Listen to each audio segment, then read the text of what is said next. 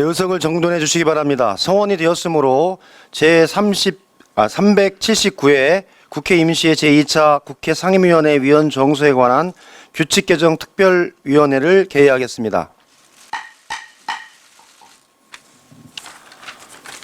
그러면 의사 일정 제1항 국회 상임위원회 위원 정수에 관한 규칙 일부 개정안을 상정합니다. 이 안건은 전차 회의에서 교섭단체 간 합의사항을 바탕으로 본위원과 김성원 의원의 서면 동의로 제출된 것입니다. 그럼 김성원 원내수석 부대표께서 나오셔서 제안 설명해 주시기 바랍니다. 네, 김성원 의원입니다.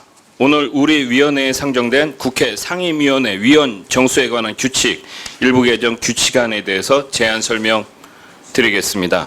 개정 규칙안은 제21대 국회 전반기 원 구성을 위해 상임위원회 위원 정수를 조정하려고 하는 것으로서 교섭단체 간에 합의된 내용입니다.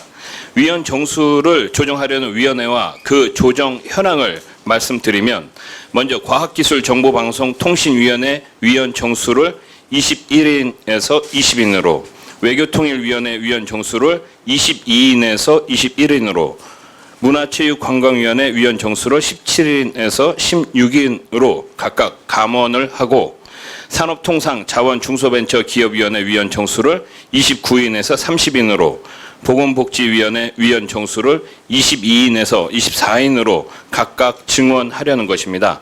보다 자세한 내용은 배부해드린 유인물을 참고해 주시고 아무쪼록 우리 위원회 안으로 채택하여 주시기 바랍니다. 감사합니다. 네, 김성원 의원님 수고하셨습니다. 위원님께서 잘 아시는 바와 같이 동개정 규칙안은 교섭단체 간에 합의한 내용이므로 위원님들께서 양해해 주신다면 토론을 생략하고 의결하고자 합니다만, 혹시 발언 하실 의원이 계십니까? 네, 또 있으시면 손 들어주시죠. 예, 그러면 우리 강은미 위원님 발언해 주시기 바랍니다. 네, 정의당의 강은미입니다. 정의당은 그 원내대표 발언을 통해서도, 그리고 어제 회의를 통해서도 상임위 간 정수 격차를 줄이자는 의견을 제출했고, 그 면에서 미래통합당도 같이 공감을 했다고 생각합니다. 그런데 격차가 더 벌어지는 상황이 발생했습니다. 왜 이렇게 발생했는지 좀 이해하기가 어렵고요. 특히 이제 그 코로나19 기후를 대비하기 위해서는 노동 분야를 좀 더 확대하는 게 필요하다고 생각하는데, 노동은 그대로입니다. 더욱이 소수 상임위인 문체위나 이런 데는 숫자가 더 줄어드는 상황이 발생했고요. 왜 이렇게 발생했는지에 대해서 좀 의견을 듣고 싶습니다. 제가 할게요. 지금 주신 말씀 관련해서는 여야 교섭단체 간의 협의를 통해서 진행을 했는데, 코로나19 위기 관련한 국민 건강과 코로나 경제 위기 극복을 위한 방향성을 잡아서 조정하자라는 대의에 같이 동의를 했고요. 두 번째는 관련해서 사실 보건복지위원회 위원회 비교섭단체 몫이 현재 1명에서 2명으로 늘어나면서 비교섭단체에서 들어갈 수 있는 이 룸들이 좀 생긴 상황이고, 세 번째 환노위 관련한 부분들은 조금 더 여러 가지 제안들이 있는데, 상임위원회 전체 개편 과정 속에서 그 위원회에 대한 증원이라든지 역할 기능의 재조정 문제는 좀 더 시간을 갖고 논의하는 게 필요하다라는 의견을 했습니다. 그래서 위원님께서 양해해 주시고 여야 교섭차 간에 합의한 바대로 의결하고자 합니다. 그래서 더 이상 발언하실 의원님이 안 계시면 의사일정 제1항 국회 상임위원회 위원 정수에 관한 일부 개정 규칙안은 제안 설명한 대로 우리 위원회 안으로 의결하고자 하는데 이의 없으십니까? 네, 가결되었음을 선포합니다. 국회 전반적인 상임위 구성, 특히 법사위원장과 관련된 부분에 대해서 다시 한번 말씀을 드리고자 합니다. 오늘 6월 10일입니다. 1987년 6월 항쟁이 시작된 날이고, 대통령 직선제를 달성하면서 민주화의 거대한 물길이 시작된 날입니다. 이와 함께 대한민국 국회도 대화와 타협, 소수 의견의 존중을 통한 의회 민주주의를 구현해 왔습니다. 21대 국회 역시 정쟁과 공방을 넘어서 협치와 신뢰, 상생의 정치를 펼쳐나가야 할 때가 된 것 같습니다. 여야 간 합의에 의해서 국회를 개헌한 것은 30년 된 국회의 룰입니다. 법사위를 제1야당에게 맡긴 것은 20년 가까이 지켜져 온 룰입니다. 의회주의자였던 김대중 전 대통령께서 과거 야당 총재 시절 국회의장과 상임위원장을 의석수대로 배분해 달라고 요구해 오늘까지 지켜지고 있는 사실은 민주당 의원님들께서도 잘 알고 계실 겁니다. 21대 국회는 1987년 민주화 이후 전례 없는 여소야대 정국입니다. 이와 같은 상황에서 다수의 힘에 의한 의회 독주가 되지 않도록 견제할 수 있는 유일한 장치는 법사위뿐입니다. 법사위원장직과 관련해서 2012년 우원식 당시 민주통합당 원내대변인께서 일방 독주를 못하게 하고 길목을 지키는 위원회인데 지금까지 관행대로 야당에 줘야 한다고 발언하신 바 있고 2009년 노영민 당시 민주당 대변인도 몇 되지 않는 야당 목소리 상임위원장까지 독식해서 의회 독재를 꿈꾸는 것이냐라며 여당의 일방적인 독주를 경계해 왔습니다. 21대 국회가 시작된 지 이제 겨우 12일입니다. 수십 년간 지켜온 여야 협치의 룰을 허문다면 이는 과거의 민주당 협치 노력을 스스로 부정하는 것입니다. 아울러 미래통합당으로서는 민주당이 기어코 의회 독재, 입법 독재의 길로 나서겠다는 선전포고로밖에 받아들일 수 없습니다. 법사위가 유일한 견제 수단이다라는 것은 국회를 좀 지나치게 좀 형해화시키는 것이 아닌가 저는 그런 생각을 갖고 있습니다. 국회가 행정부를 견제하고 또는 협력하는 기관으로서 역할을 제대로 하려면 가장 핵심적으로는 상임위에서의 치열한 그 논쟁이 좀 필요하다고 보고 있습니다. 그래서 상임위 중심주의라는 것이 그래서 사실은 대한민국 국회가 채택하고 있는 바라는 것에 대해서는 아마 이론의 여지는 없을 겁니다. 근데 이제 문제는 그 상임위 과정에서 걸러지 못했던 문제가 있다고 체계 작구와 관련된 심사를 하자라고 해서 법사위가 자기 기능을 하게 됐다라고 얘기를 합니다. 근데 문제는 그 누구도 법사위에 그 견제권을 주진 않았습니다. 체계 작구 심사권이 정부를 견제할 수 있는 수단이 될 수는 없는 겁니다.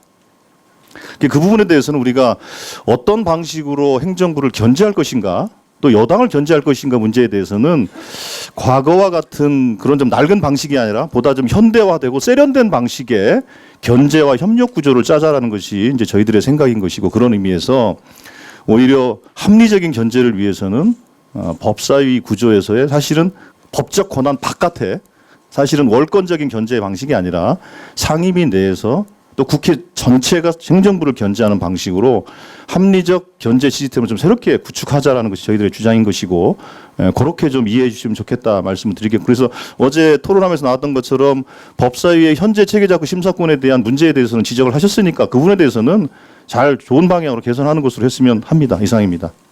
네, 조성래 의원님 수고하셨습니다. 예, 민주통합당 전 주의 의원입니다.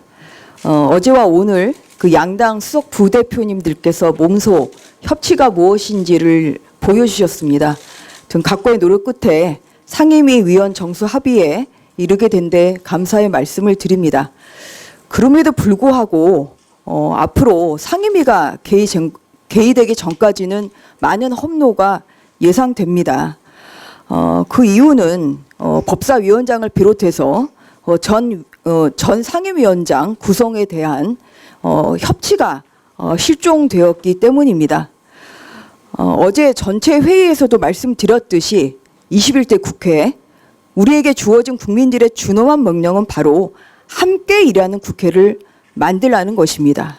그러기 위해서는 너무나도 당연히 여야의 합치가 중요하다는 것을 여기 계신 의원님들 모두 알고 계시고 공감하실 거라고 생각을 합니다.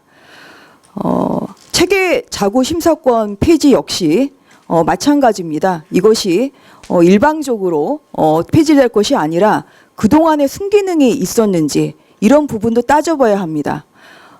그동안 그 1차로 상임위, 또한 2차 법사위, 또 본회의 의결이라는 3단계의 절차를 거쳤음에도 불구하고 현재까지 헌법재판소로부터 약 390건의 법률이 위헌 판결을 받았습니다. 이런 것을 보더라도 법사위의 체계자구 심사권은 법률의 완결성이라는 점에서 순기능이 분명히 있는 것이고 역기능만을 강조해서 바로 그것을 다른 그 기존의 그 상임위에서 없애려고 하는 것보다는 좀 더 효율적인 체계자구 심사권을 행사할지에 대한 여야 간의 진지한 토의가 있어야 된다고 생각을 합니다. 또한 17대에서 20대 국회에서 이루어진 타 상임위에서 통과한 법안의 2.65%, 257건만이 법사위 계류 중 그 국회의원 임기 만료로 폐기됐습니다. 생각하시는 것보다는 훨씬 더 적은 숫자입니다. 하지만 그래서 이런 것을 다 없애려고 하기보다는 좀 더 원활하게 할 수 있는 이런 작동 방식에 대해서는 여야가 머리를 맞대고 협의할 것을 요청드립니다. 문재인 대통령께서도 박병석 의장님께 일하는 국회를 당부하면서 협치를 주문하신 바 있습니다. 지속된 경제 위기 속에 현재 우리 앞에 닥친 국내 현실이 매우 엄정합니다. 독주하는 국회가 아니라 함께 일하는 국회가 되기를 다시 한번 요청드립니다. 이상입니다. 네, 전주 의원님 수고하셨습니다. 우리 강은미 의원님 발언해 주시기 바랍니다. 다음에 마지막으로 김혜재 의원님 발언하고 회의를 마치도록 하겠습니다. 네. 어제도 말씀드렸듯이 체계 자구 심사권과 관련해서는 분명한 조정이 필요하다고 생각합니다. 그리고 체계 자구 심사권을 넘어선 국정 발목 잡기의 모습이 보였기 때문에 실은 지금 미래통합당에 대해서는 민심이 다르게 작용하는 거라고 생각합니다. 그것에 대해서 반성하지 않고 계속 그동안의 이 법사위원장을 야당이 했었다라고 주장하는 것을 동의하기는 쉽지 않습니다. 그리고 협치보다 더 중요한 것은 민심입니다. 국회가 정말 해야 될 일은 정말 밥그릇 싸움이 아니라 정말 시민들을 위해서 제대로 일하고 있다는 모습을 보여주는 게 필요하고 그런 면에서 지금 국회가 국민들한테 보여야 될 모습은 코로나로 어려움을 겪고 있는 국민의 삶을 제대로 돌보겠다고 생각하고 빨리 원구성을 하고 그리고 법안과 예산을 다뤄야 된다고 봅니다. 그래서 물론 협치를 해야 되지만 그 충분히 국민들이 용인할 수 있는 한도 내에서 그 시간이 계속 길어지면 안 된다는 생각을 하고요. 그런 것들을 적절히 교섭단체가 제대로 민심을 파악하고 빨리 원구성을 할 수 있도록 했으면 좋겠습니다. 상임위원회 의원 정수 조정이 정말 원활하게 이틀 만에 잘 된 것 같습니다. 앞으로 우리 상임위 구성 관계도 이틀을 넘기지 않았으면 좋겠다는 생각이 듭니다. 많은 협조 부탁드리고요. 이번 총선에서 여당이 177석을 받은 걸로 인해서 우리 여당이 겸손해져야 된다.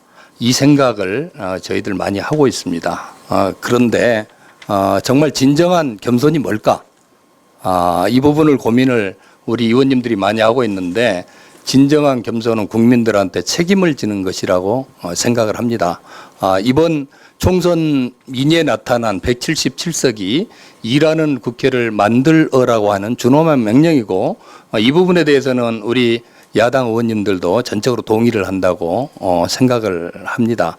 20대 국회에서 야당 법사위원장님 체제에서 과연 국회가 일을 제대로 했느냐 이 부분에 대해서 냉정한 비판이 있었기 때문에 21대 국회에서는 과거에 잘못된 그런 관행에서 벗어나서 제대로 된 국회를 만들자고 하는 공감대가 형성돼 있다고 지금 보고 있습니다.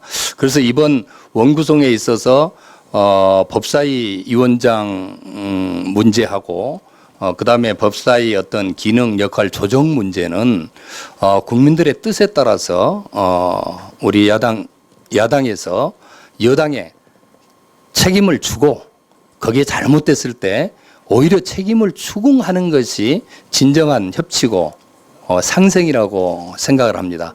지금 이런 유형의 계속 상임위 구성 관련해 가지고 협치와 상생을 주장하면서 법치를 무시한다든지 다수결의 원리 자체를 계속 잘못된 것이냐 이렇게 끌고 가는 것은 오히려 상생과 협치를 바라는 국민들의 뜻을 저버리는 것이다.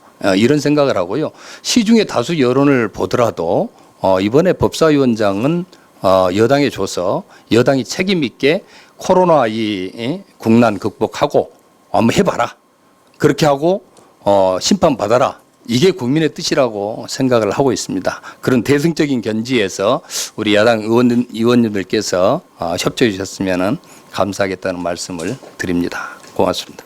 네, 오늘 회의는 이것으로 마치겠습니다. 모두 수고하셨습니다. 산회를 선포합니다.